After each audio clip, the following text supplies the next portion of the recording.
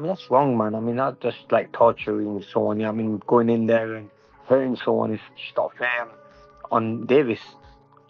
Jake Paul. Thank you.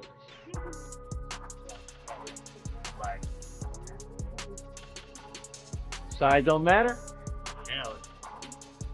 People, it's funny how now they're saying size matters, Jake is big, when for so long it's been Tank would kill Jake Paul. Now you get to see if that's real. Boxing experts predict that Gervonta Davis will defeat Jake Paul, with many believing that Davis's experience and skill give him the decisive edge. They expect him to dominate the matchup. Paulie Malignaggi highlighted that despite Jake's size advantage, Davis's experience and technical ability consistently stand above. He emphasized that Davis's career is legendary, built on years of dominance, and has greatly benefited the sport of boxing. Malignaggi reminded fans not to overlook Davis's legacy, as his achievements continue to define boxing at the highest level. I think Davis is more to lose because he's the bona fide world champion. I don't care if he's much smaller. I think Jake Paul has sort of plateaued as far as where his boxing is concerned. It's rather low level. He's big, he's physical, he's strong, he can hit. So there is that risk. Davis, at lightweight, you're in a moment where it's too physical for you. You can clinch. Against the heavyweight, where you clinching? You ain't getting out of that corner just clinching anymore if you run out of space. You know what I mean? So it's interesting. But Davis, listen, there's a lot of talking points that I'm sure we'll get into when this gets closer to the fight. Davis can still punch at lightweight, can drop a heavyweight.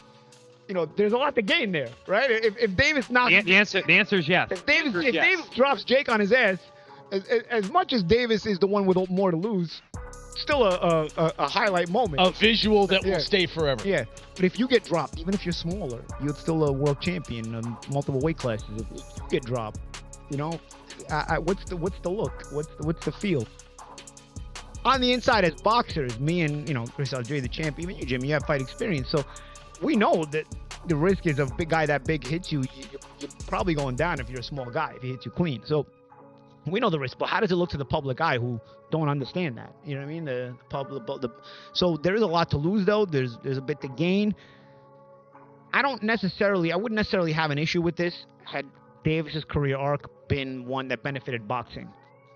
Davis was manufactured and put into a position where he's supposed to benefit boxing, and I don't think he has. I think he's hurt boxing. So by giving him this reward, that's my problem. Why are we watching this? Why don't you make him earn his spot that he still hasn't earned? Nisa Badarian, co-founder of Most Valuable Promotions and a key figure in Jake Paul's boxing journey, made strong statements ahead of the official Davis versus Paul fight. According to Nakisa, Jake's size advantage does not matter when facing a fighter like Davis. He explained that this fight was not an impulsive decision, but something in the works ever since Jake's planned bout with Canelo Alvarez was called off. His comments reveal how both fighters' camps have long been negotiating big matchups, always seeking the right balance between spectacle and legacy. While critics argue that Jake Paul's size could overwhelm a smaller opponent, Nakisa firmly dismissed that notion. His confidence in Davis is rooted in the belief that skill, speed, and power always outweigh size, and Davis embodies all three at the highest level. I got to ask you about the elephant in the room. What weight, Nakisa, what weight could they possibly be fighting at? The news broke, Jake and Tank are going to happen November 14th. Whatever weight they want, man, they're talking about it. Whatever it is, it's going to be a definitive outcome. People can talk about pro, exhibition. We're going to make sure this is as real as it's real. Why was it, just out of curiosity, why is it not a professional bout and why is it an exhibition? Because I'm sure Jake would have taken the professional. Nothing's been communicated as yet in terms of what it is, right? Similar to, if you remember, with Paul Tyson, when we announced it, we didn't have the weight, we didn't have the rules, particularly in terms of the number of rounds, the minutes, gloves. It's going to be the same thing here. Gotcha. Can you just offer us any insight as to how these negotiations went? The reason I ask is because I remember back in March, I was at Tank's fight, and after his fight in his press conference, he was asked, next opponent. He said, well, my next opponent might have been in my locker room tonight. And people asked him, was it Jake? He made reference, he made allusion to. Has this been an ongoing thing? And has it ever, been at a point where it wasn't going to happen and came back, or is this always the plan? Always been the plan for Jake to fight Tank once Canelo didn't happen. And to Tank's credit, he's a real bad dude, and he's been calling out Jake for 3 years. And people, it's funny how now they're saying size matters, Jake is big, when for so long it's been Tank would kill Jake Paul. Now you get to see if that's real. Thank you, man. Appreciate you. Gotcha. Knockout? One of them. The elephant in the room. What do you know about how this came to be? And then if you can, do you have any idea on what the weight is going to be between Jake Paul and Tank Davis, which is Gervonta? Well, considering that I'm one of the guys on the team, you know, we always like to allow everyone in front to be able to release the information as they please. Veteran trainer Jeff Mayweather has taken a different stance from Nakisa and many others by siding with Jake Paul. Jeff explained that at this particular weight, he believes Jake holds the advantage. Paul has fought most of his professional bouts at cruiserweight, carrying more natural size power. And reaching to the ring, Gervonta Davis, however, is moving up significantly in weight to take this fight, raising questions about how his frame will handle. The jump. Jeff Mayweather's prediction reflects an important debate among analysts. On one hand, Davis is widely regarded as one of the most skilled and explosive fighters in the sport.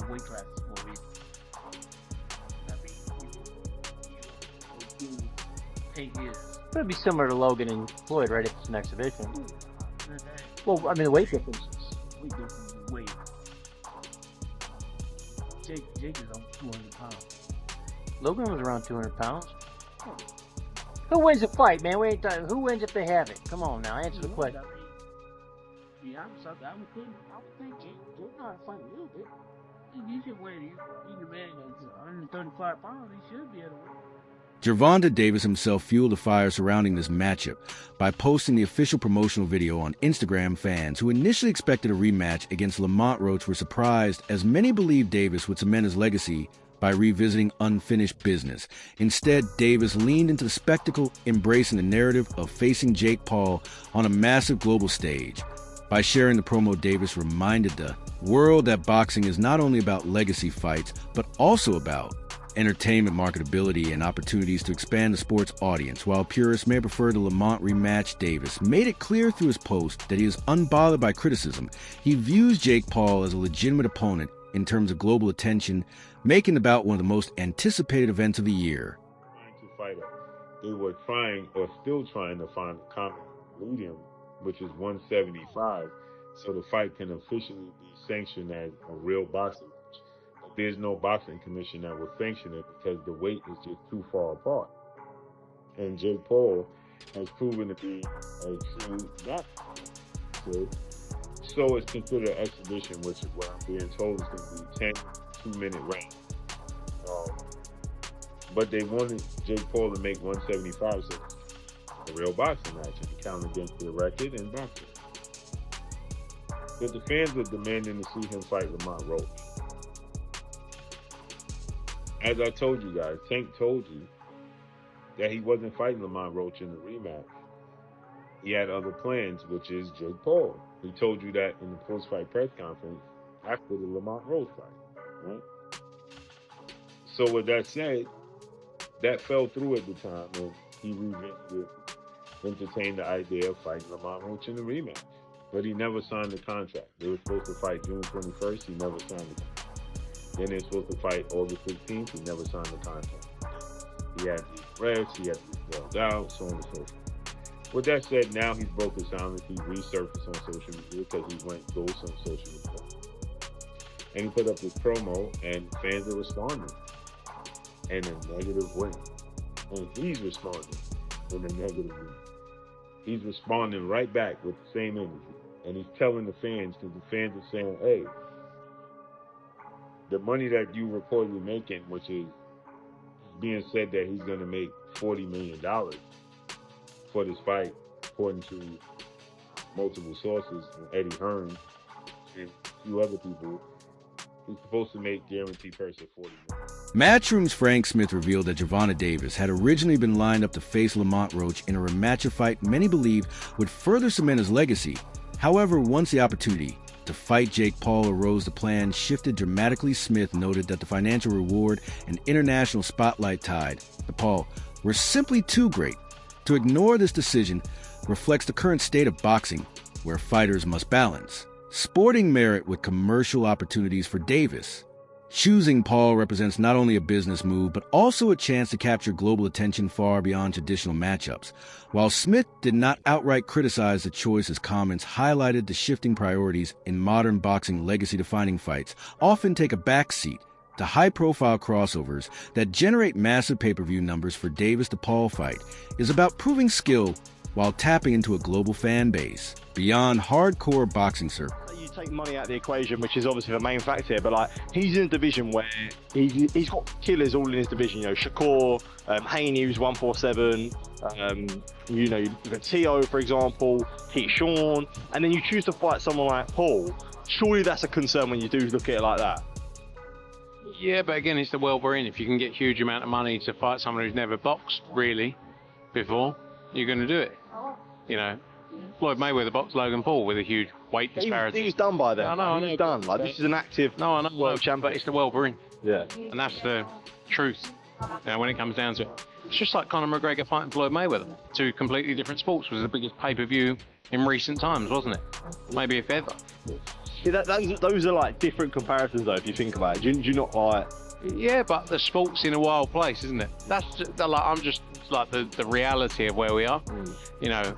And can't really say much when we're talking about Jake Paul fighting Anthony Joshua at the same time. Yeah. You know? Do you think Tank should get stripped of his title? Yeah, I think anyone who, just in general, doesn't defend their title to do something else should get stripped because it shouldn't hold the belts up. You know, in any, like, I think that should be the reality in anything. You know, if you're not going to defend your belts, or you're not defending, sometimes there's the rules. Obviously, if you fight for a belt at a higher weight, you can retain the belt until there. If you're not, don't have intention of defending the belts, you shouldn't hold the belts up. People should get the opportunity to fight. What happened with the failed negotiations between AJ and Jake Paul? I think anything's still possible. That was always discussed for next year. You know, this fight's November, early part of next year. AJ's in a great place because if anyone in the heavyweight division wants to make huge money, Anthony Joshua is the man they have to get in there with. An analyst addressed a wave of criticism aimed at Gervonta Davis for choosing to fight Jake Paul. According to him, fans often search for reasons to troll fighters instead of appreciating their careers. Davis has spent years building his name through disciplined talent and highlight real knockouts. If he now chooses to secure a spectacle fight for financial gain, the analyst argued there is nothing wrong with that. This perspective reflects growing frustration within the boxing community, where many lifelong fighters receive less credit than crossover stars like Jake Paul, who are often accused of bypassing traditional path by fighting Paul Davis, is ensuring not only a career-high payday, but also an opportunity to silence critics who doubt his ability to perform under the brightest spotlight. But what about the hardcore boxing fans? Why we stand up and put some value on fighters that dare to be great, that respect the sport of boxing and not just the business of boxing? Ryan Garcia never been a champion. Tell us to Ryan Garcia, but Ryan Garcia never been a champion. Makes more money than these guys, Devin Haney and Teofimo Lopez, right? Ryan Garcia, the less accomplished fighter, was just main eventing in their last fight. Devin Haney was the co-main event, and Teofimo Lopez was playing third fiddle. What was the hardcore boxing fans' dollars? What was the hardcore boxing fans' appreciation? Don't think Turkey, don't think they were promoters. The promoters are businessmen. And it seems like the promoters already know that the hardcore boxing fans don't flip the bill. You can't manage Gervonta Davis for chasing the money because he understood in the sport of boxing, it's not enough to just go for the gusto. It's not lucrative to be the best, to fight the best and be the best. And at the end of the day, they prize fighters as well. So the hardcore boxing fans is at fault. The business handling, you know, in business, you go for your target audience. So they're going casual. Ryan Garcia and Gervonta Davis make the most money and do the most and do the less.